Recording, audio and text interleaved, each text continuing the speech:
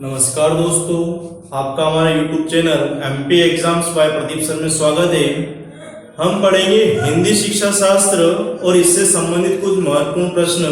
देखिए, हिंदी शिक्षा शास्त्र में क्या होता है, पूरा भाषा कौशल के बारे में जानकारी होती है। इसकी क्या क्या विशेषताएं हैं, कैसे इसके पक्ष होते हैं, कैसे इसका मूल्यांकन होता है, किस प्रकार से इसमें प्रश्नों का सिलेक्शन होता है, हिंदी भाषा को समझाने की कौन कौन सी विधियां हैं, बालकों को कौन से माध्यमों से अपन शिक्षा दे ताकि वो जल्दी से सीख सके। क्योंकि जो हिंदी भाषा जो है हमारी मातृभाषा है, ऐसा अपन मानते हैं। हिंदी जो है अपनी क्या है, मातृभाषा है। तो मातृभाषा के बच्चे जल्दी सीखते हैं और इन सीखने के दौरान विभिन्न प्रकार के विचारों का समावेश होता है।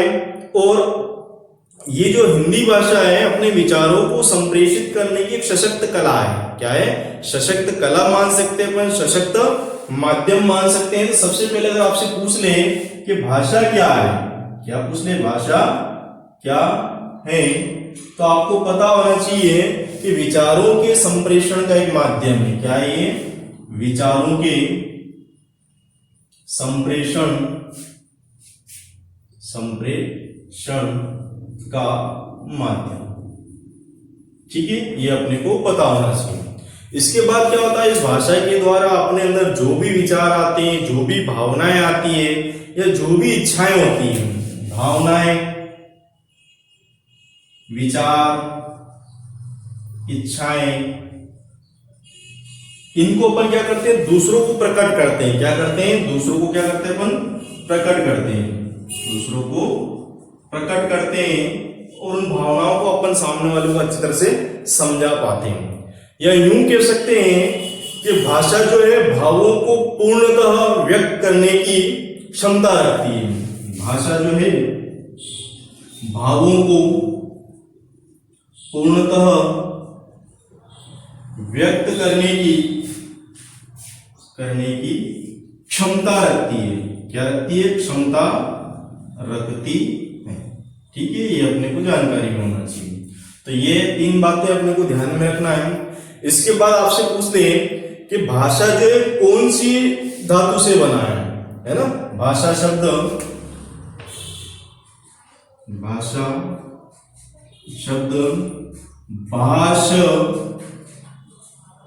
धातु से बना है। तो ये आपका एक ऑब्जेक्टिव क्लियर हो जाएगा कि भाषा शब्द कौन सी धातु से बना है। तो भाष धातु से बना है। अगर आपसे पूछते कि भाष का अर्थ क्या है, तो इसका जो अर्थ है कहना। भाष का अर्थ क्या है? कहना। तो ये अपने को ध्यान में रखना है। इसका अर्थ क्या है? कहना। ठीक है। फिर देखिए, विभिन्न जो विद्वान ने इसकी परिभाषा दी है, इन परिभाषाओं को अपन समझते हैं कि किसने क्या परिभाषा दी है। तो सबसे पहले श्याम सुंदर दास जी जो कहते हैं, श्याम सुंदर दास, ये भाषा के बारे में क्या कहते हैं कि जो भाषा है ध्वनि संकेतों का व्यवहार है। भाषा ध्वनि संकेतों का व्यवहार है। ठीक है, तो बहुत इंपॉर्टेंट परिभाषा है। इसके बाद स्वीट क्या कहते हैं? क्या है स्वीट? क्या कहते हैं कि ध्वन्यात्मक शब्दों द्वारा अपने विचारों को प्रकट करने की क्षमता ही भाषा है। ठीक है, जो स्वीट कहते हैं कि जो ध्वन्यात्मक शब्द होते हैं, जो ध्वनि आपके अंदर से निकल रही है, उन ध्वनि को अपन किसी सामने वाले को प्रकट करते हैं, तो उस ध्वनि को या उन विचारों की क्षमता को प्रकट करने की क्षमता को ही अपन क्या बोलेंगे? भाषा। ठीक है। इसके बाद फिर देखिए, क्रोन्स करके व्यक्ति है, इन्होंने क्या बोला है कि जो भाषा है अभिव्यक्ति की दृष्टि से, भाषा अभिव्यक्ति की दृष्टि से क्या है? अभिव्यक्ति की दृष्टि से उच्चारित और सीमित ध्वनियों का संगठन है। उच्चारित और सीमित ध्वनियों का संगठन है। ये अपने को ध्यान में रखना है। तो ये तीन परिभाषाएं जो दी है अच्छी है। श्याम सुंदर दास जी कहते हैं कि भाषा ध्वनि संकेतों का व्यवहार है। स्वीट साहब कहते हैं कि ध्वन्यात्मक शब्द अगर आ जाते हैं आपकी ध्वनि के अंदर या भाषा के अंतर्गत तो वो अपने को विचार प्रकट करवाते हैं, तो उसको क्या बोलते हैं? भाषा बोलते हैं। इसके बाद क्रॉन्च बोलते हैं कि जो अभिव्यक्ति की दृष्टि से उच्चारित और सीमित ध्वनियों का संगठन ही क्या है? भाषा है। ठीक है। अब देखिए जो अच्छी भाषा होती है उसकी क्या क्या विशेषताएं होती है, ये भी कभी कभी ऑब्जेक्टिव एग्जाम्स या कॉम्पिटिटिव एग्जाम्स में आ जाता है। ठीक है। तो अपन पढ़ेंगे भाषा की विशेषता। भाषा की विशेषता, एक अच्छी भाषा की क्या क्या विशेषताएं होती है इनका अपन इसमें स्टेप बाय स्टेप जिक्र करेंगे कि भाषा अपने अंदर क्या क्या सम्मिलित करती है। तो सबसे पहले जो भाषा होती है, क्या होती है भाषा? इसको बोला गया प्रतीकों की व्यवस्था, क्योंकि हर भाषा के अपने प्रतीक होते हैं, है ना, जिनको अपन वर्ण भी बोलते हैं हिंदी भाषा में। तो भाषा प्रतीकों की व्यवस्था है, प्रतीकों की व्यवस्था है। ये इसकी पहली विशेषता बहुत ही इंपॉर्टेंट है। ठीक है। फिर दूसरा देखिए, इसमें जो ध्वनियां निकलती हैं, ध्वनियों में क्या होता है? मेल होता है। ठीक है। तो भाषा निर्माण में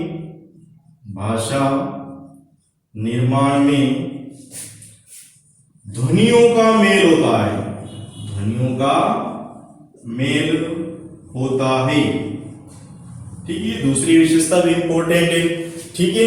इसके बाद क्या करते हैं इसमें अगली विशेषता में, जो सार्थक शब्द होते हैं क्या होते हैं? वो ही भाषा का निर्माण करते हैं। सार्थक शब्द ही भाषा का निर्माण करते हैं। ठीक है। ये अगली विशेषता अच्छी है, इसमें निर्माण करते हैं। ठीक है। मतलब अगर किसी शब्द में अपने भावों को विचारों करने की क्षमता नहीं होगी तो कुल मिलाकर उस शब्द का उस भाषा में कोई वजूद नहीं होगा। ठीक है। फिर भाषा अभिव्यक्ति की व्यवस्था है, अभिव्यक्ति की व्यवस्था है। ठीक है। ये वाला भी इंपॉर्टेंट है। ठीक है। इसके बाद क्या होता है? और भी बहुत सारी विशेषता अपन इसमें शामिल कर सकते हैं, लेकिन मुख्यतः ये है। इसके बाद इसमें सामाजिक क्रियाकलाप जो होते हैं समाज में, उन सामाजिक क्रियाकलापों में अपन अपने विचार आदान प्रदान करते हैं। इसके बाद और भी कई सिद्धांत या विचार आते हैं दिमाग में, तो उनको भी अपन मौखिक या लिखित रूप में सामने वाले को बताते हैं। ठीक है। अब आपसे पूछ ले कि भाषा के कितने रूप हैं? क्या पूछ ले? भाषा के कितने रूप हैं? तो ये आपका अगला इंपॉर्टेंट टॉपिक है इसमें, भाषा के रूप। भाषा के रूप, भाषा के रूप। देख मुख्यतः इसमें क्या होता है? दो रूप बताए गए हैं। भाषा के कितने रूप बताए गए? दो रूप। एक तो हो गया पहला रूप में उच्चारित रूप। इस उच्चारित रूप को अपन मौखिक भी बोल सकते हैं। क्या बोल सकते हैं? या मौखिक। ठीक है। फिर देखिए एक और आएगा आपका भाषा के दूसरा रूप में लिखित रूप, लिखित रूप। ठीक है। फिर देखिए जो उच्चारित या मौखिक होती है इसके दो पक्ष होते हैं, ग्रहण पक्ष और एक अभिव्यक्ति पक्ष। ग्रहण पक्ष और एक और क्या आएगा? अभिव्यक्ति पक्ष। ठीक है। देखिए ग्रहण पक्ष में क्या आएगा? क्योंकि ये मौखिक रूप है तो ग्रहण पक्ष में आएगा सुनना। क्या आएगा? सुनना। ठीक है। और चूंकि वापिस ये मौखिक रूप है तो अभिव्यक्ति पक्ष में इसका रूप आएगा बोलना। क्या आएगा? बोलना। तो ये अपने को ध्यान में रखना है कि जो उच्चारित या मौखिक रूप है दो प्रकार के पक्षों में बटा होता है, ग्रहण पक्ष और एक अभिव्यक्ति पक्ष। ग्रहण पक्ष में होता है सुनना और अभिव्यक्ति पक्ष में क्या होता है? बोलना। इसी प्रकार जो भाषा का अगला जो रूप है लिखित, इसके भी दो पक्ष होंगे, ग्रहण पक्ष और अभिव्यक्ति पक्ष। ग्रहण पक्ष और एक पूरा आएगा आपका अभिव्यक्ति पक्ष। ठीक है, फिर इसमें देखो ग्रहण पक्ष में क्या आएगा, पढ़ना आता है। क्या आता है, पढ़ना। ग्रहण पक्ष में इसमें आएगा पढ़ना। और अभिव्यक्ति क्या होती है इसमें, चूंकि लिखित रूप है तो इसमें जो अभिव्यक्ति पक्ष आएगा वो लिखित आएगा। क्या आएगा, लिखित, क्योंकि लिखकर ही अपन भावों को व्यक्त करते हैं इसमें। ठीक है, तो अभिव्यक्ति पक्ष क्या आ जाएगा, तो आपसे पूछ ले अगर कि लिखित भाषा में ग्रहण पक्ष क्या है निम्न में से, तो आपको पढ़ने पे टिक करना है। और आपसे ये पूछ ले कि लिखित भाषा के रूप में अभिव्यक्ति पक्ष कौन सा है, तो फिर आपको लिखने पे टिक करना है। ठीक है, तो ये बहुत इंपॉर्टेंट था भाषा के रूप में। फिर देखिए इसमें लिपि से संबंधित कुछ प्रश्न आते हैं, उसमें क्या क्या प्रश्न बन सकते हैं। तो देखो लिपि क्या होती है। ठीक है, अगला टॉपिक है आपका लिपि। ठीक है, तो लिपि जो है ध्वनियों को प्रस्तुत करने का एक ढंग है। क्या है, ध्वनियों को प्रस्तुत करने का एक ढंग है, प्रस्तुत करने का एक ढंग है, ये अपने को ध्यान में रखना है। ठीक है, तो इन ध्वनियों को जिन संकेतों से अपन प्रकट करते हैं उनको आगे जाके वर्ण बोला जाता है। ठीक है, इन ध्वनियों को और इन ध्वनियों को वर्णों की सहायता से प्रकट किया जाता है, प्रकट किया जाता है। ठीक है, तो ये बहुत इंपॉर्टेंट है कि लिपि क्या है। ठीक है, फिर क्या होता है, आपसे पूछते कि लिपियां किधर से किधर और लिखी जाती है। तो जो भारतीय संस्कृति में अधिकांश लिपियां है ना, लिपियों के लिखने का क्रम, लिपियों के लिखने का क्रम। ठीक है, तो चूंकि अपन इधर से लिख रहे हैं, इधर से लिखते लिखते उधर जाते हैं। ठीक है, तो इसको बोला जाता है बाएं से दाएं, बाएं से दाएं। लेकिन जो उर्दू भाषा होती है, वो दाएं से बाएं लिखी जाती है। उधर से लिखते लिखते इधर आते हैं, दाएं से बाएं लिखी जाती है। ठीक है, ये आपका अच्छा प्रश्न है।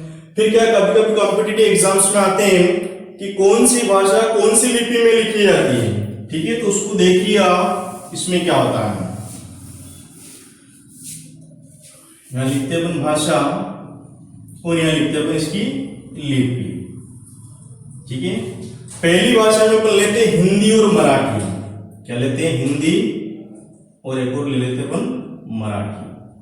तो आप सबको पता होना चाहिए कि हिंदी भाषा की जो लिपि है वो है देवनागरी लिपि। कौन सी, देवनागरी लिपि।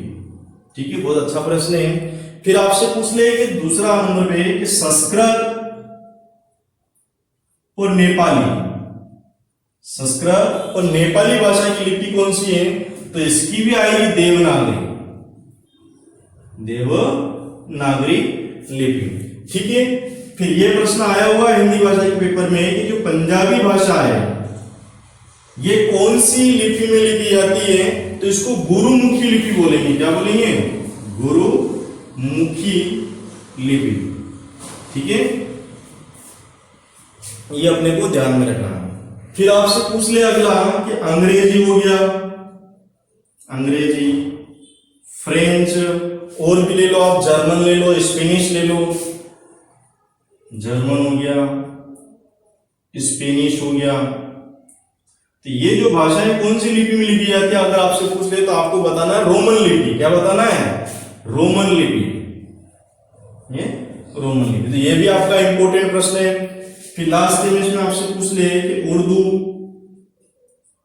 अरबी, उर्दू हो गया, अरबी हो गया, फारसी भाषा होगी, ये कौन सी लिपि में लिखी जाती है, तो ये जो इनकी जो लिपि है वो फारसी लिपि है। क्या है, फारसी लिपि। तो ये अपने को ध्यान में रखना है कि इनके प्रश्न आए हुए एग्जाम में, तो इन लिपियों को अच्छी तरह से समझ लेना आप लोग, क्योंकि ये ऑब्जेक्टिव एग्जाम्स के हिसाब से या कॉम्पिटिटिव एग्जाम्स के हिसाब से बहुत ही महत्वपूर्ण है। दोस्तों, हमारे इस चैनल को अधिक से अधिक सब्सक्राइब करें और अन्य दोस्तों को शेयर करें, ताकि आपको जो भी वीडियो हम लोग अपलोड करें उनकी जानकारी उनको मिलती रहे। और साथ ही बेल आइकन को जरूर प्रेस करें, ताकि जब भी कोई नया वीडियो आए तो उसकी इंफॉर्मेशन आप तक जरूर पहुंचे। अब देखिए दोस्तों, हिंदी शिक्षा शास्त्र के अंतर्गत अधिगम और अर्जन से संबंधित कुछ विशेषताओं को अपन वर्णन करेंगे इसमें। तो सबसे पहले अपन अधिगम के बारे में चर्चा करेंगे कि अधिगम में किन किन विशेषताओं का समावेश होता है, और अर्जन क्या होता है, इसमें किन किन विशेषताओं का समावेश होता है। तो ये जो लर्निंग होती है, देखो लर्निंग एक प्रकार की प्रोसेस होती है जिसमें क्या होता है, अपने को नया ज्ञान सीखना पड़ता है, ठीक है, और एक्स्ट्रा किसी बाहरी व्यक्ति की अपने को हेल्प लेना पड़ती है। लेकिन जो अर्जन होता है एक प्रकार से मातृभाषा से अपन अर्थ लगा सकते हैं, क्योंकि जो मातृभाषा के जो शब्द होते हैं उनको सीखने की जरूरत नहीं होती, वो अपने आप एक्वायर होते जाते हैं। क्या होते जाते हैं? अपने आप एक्वायर होते जाते हैं। तो इन्हीं के आधार पर इनमें अपन डिफरेंस करेंगे। तो सबसे पहला अधिगम में कि जो अधिगम होता है ये जीवन की आवश्यकताओं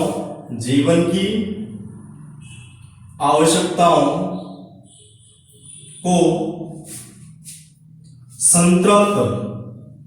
संतृप्त करने की क्षमता है। क्या है अधिगम? जो जीवन की आवश्यकताएं होती है उनको संतृप्त करने की क्या होती है? क्षमता होती है, ठीक है। दूसरा इसमें जो सीखना है, सीखना व्यवहार के अर्जन की, सीखना जो है व्यवहार के अर्जन की एक प्रक्रिया है। क्या ये प्रक्रिया? तो ये परिभाषा जो दी है स्किनर ने दी थी। किसने दी थी? स्किनर ने। तो आप ये ध्यान रख लेना कि व्यवहार के अर्जन की प्रक्रिया जो है सीखना है, ये किसने कहा है? तो स्किनर ने कहा है।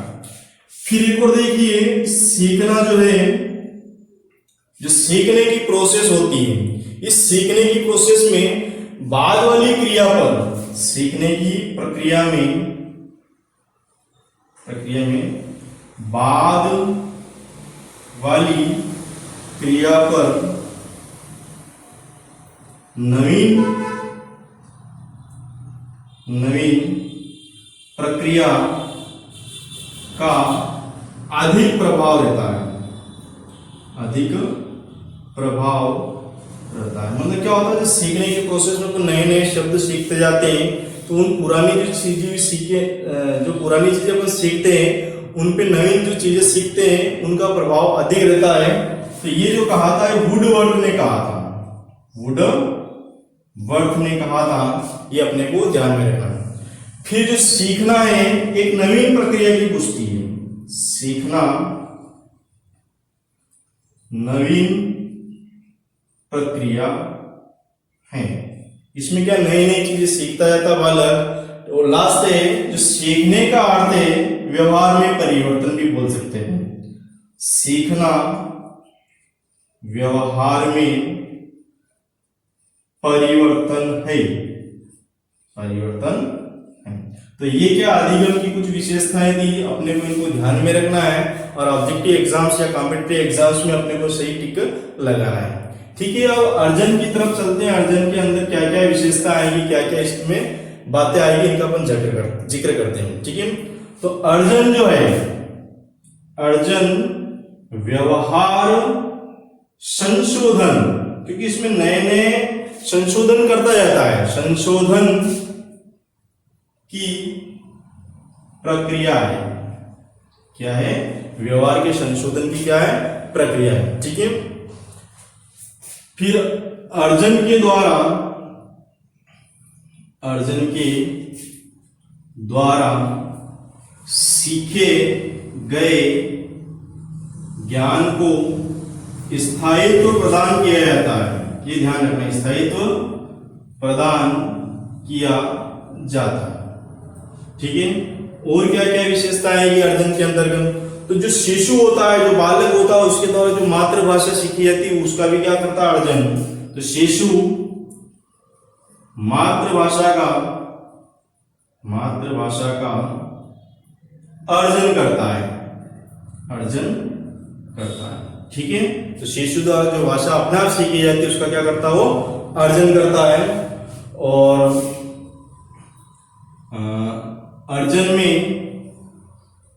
अर्जन में भाषा का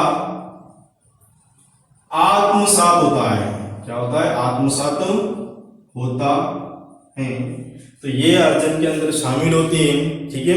इसके बाद जो अर्जन होता है ये बिना परेशानी की भी बालक सीखता है। तो अर्जन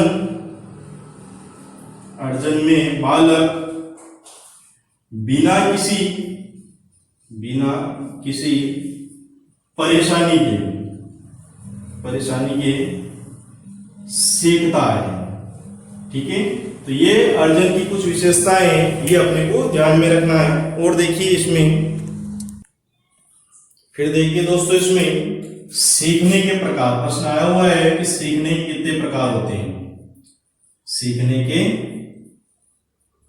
प्रकार, ठीक है, इनका अपन वर्णन करेंगे स्टेप बाय। देखो, सीखने के दो प्रकार होते हैं। कितने प्रकार होते हैं? क्रियात्मक अथवा कौशलात्मक। क्या बोलेंगे इसको? क्रियात्मक या कौशलात्मक। ये पहला प्रकार हो गया सीखने का।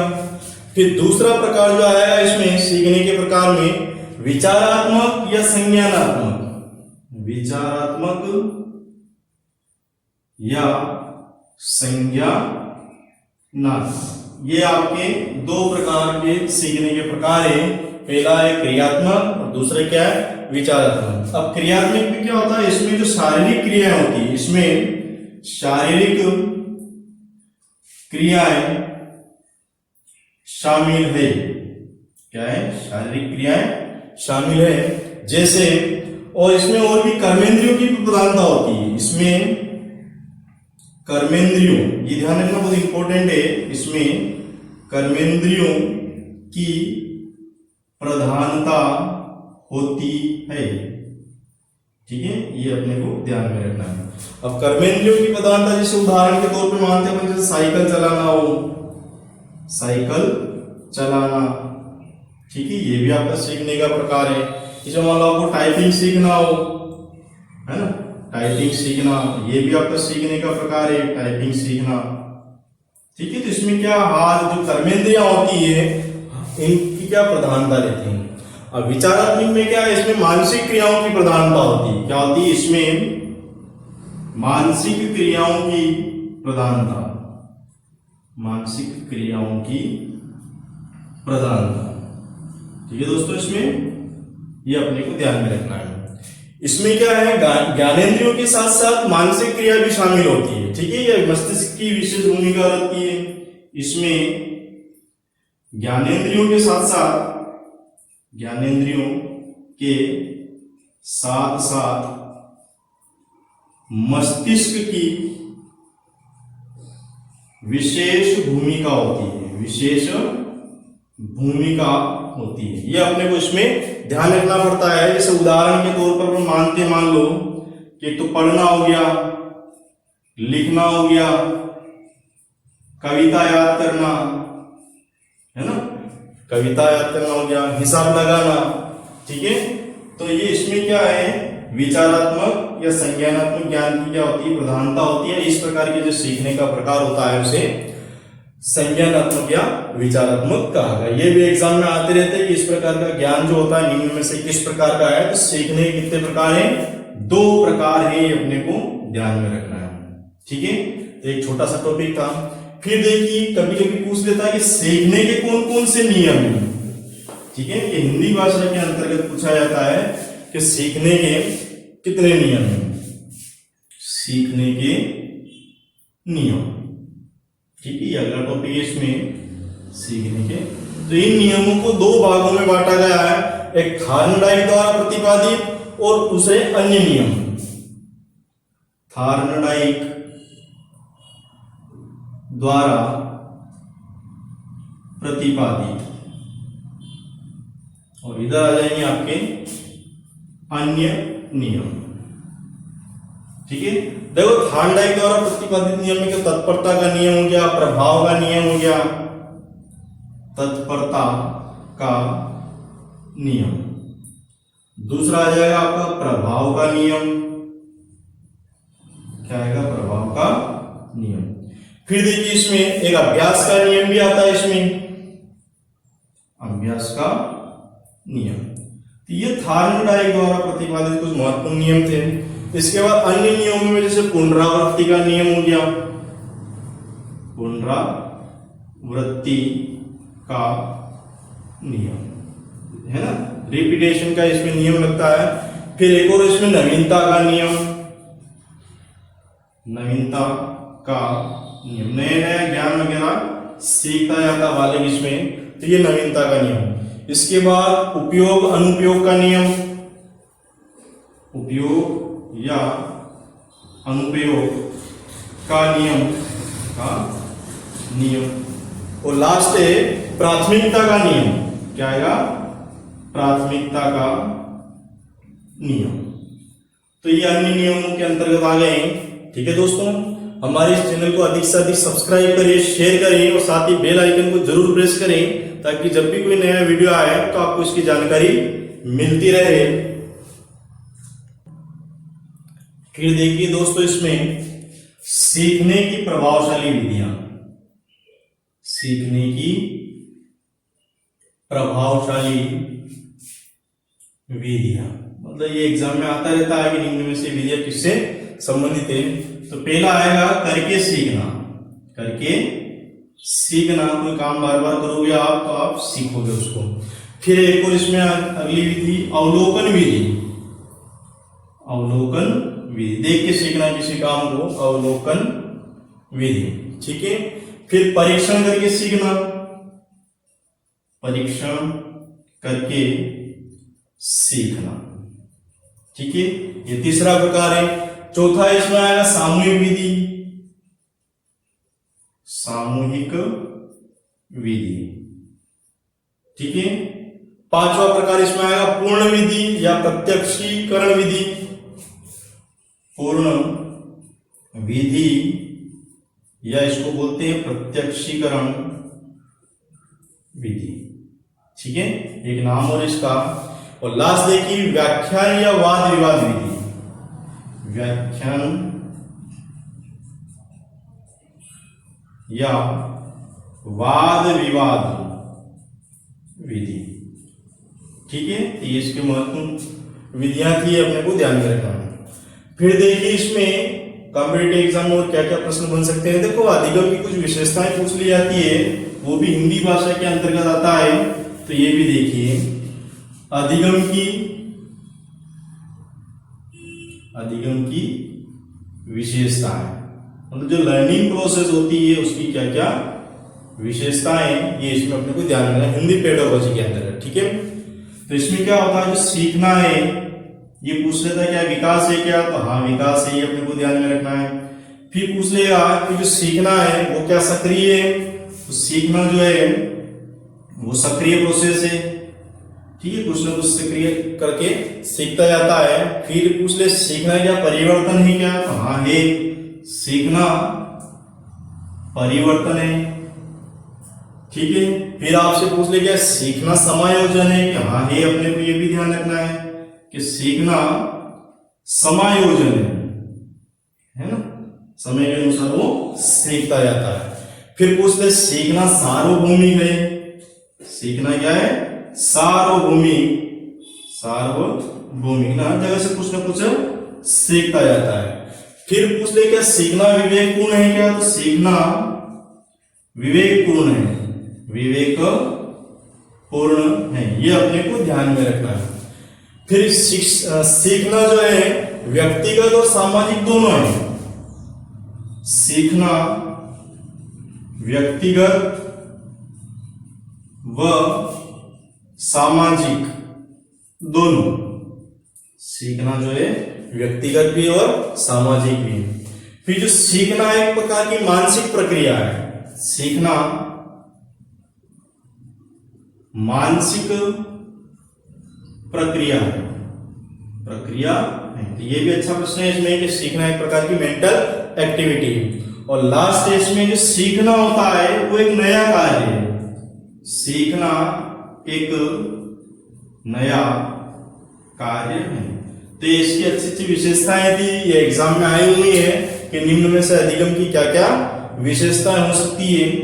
फिर देखिए आप, अब क्या होता है जब बालक बड़ा होता है धीरे धीरे, तो विभिन्न आयु अवस्थाओं में नई नई चीजें वो सीखता जाता है, यूं कह सकते हैं नए नए शब्दों को वो समावेश करता है। तो इसमें लिखेंगे अपन अगला टॉपिक में कि भाषा विकास की विभिन्न अवस्थाएं।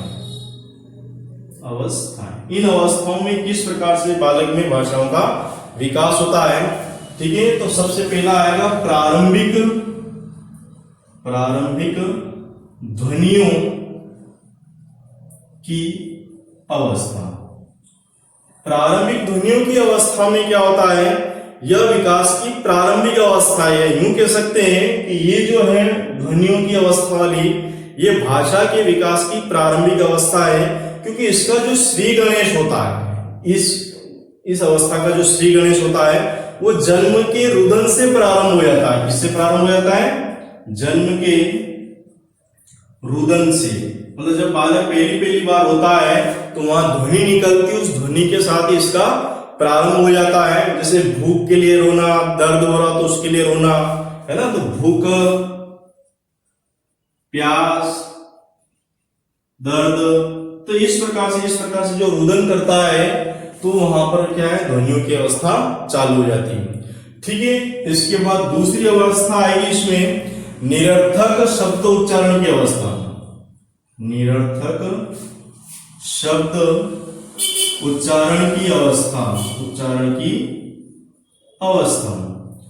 देखिए इस अवस्था में क्या होता है, जब बालक निरर्थक शब्द का उच्चारण करता है, और जनरली 4 या 5 महीने का जब बालक होता है, ठीक है, तो ये अवस्था उसमें होती है 4 या 5 माह के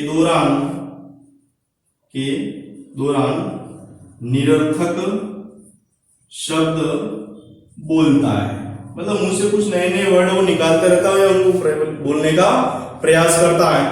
ठीक है, फिर तीसरी अवस्था आएगी इसमें भाषा बोध की अवस्था। भाषा बोध की अवस्था, ये भी इंपॉर्टेंट है। देखिए भाषा बोध की अवस्था में क्या होता है, जो बालक होता है दूसरों की क्रियाओं को समझता है, दूसरों की क्रियाओं को समझता है। ठीक है, इस अवस्था में क्या होता है, जो बालक होता है उन क्रियाओं को समझने लगता है, लेकिन जो बोलना होता है, बोलना 1 वर्ष की आयु में कर देता है। तो ये अपने को ध्यान में रखना है। ये तीसरी अवस्था थी। फिर चौथा देखिए, इसमें चौथी अवस्था में प्रथम शब्द की अवस्था, अपन उसको बोल सकते हैं अगली अवस्था को प्रथम शब्द की अवस्था। देखिए नाम से स्पष्ट है प्रथम शब्द, तो ये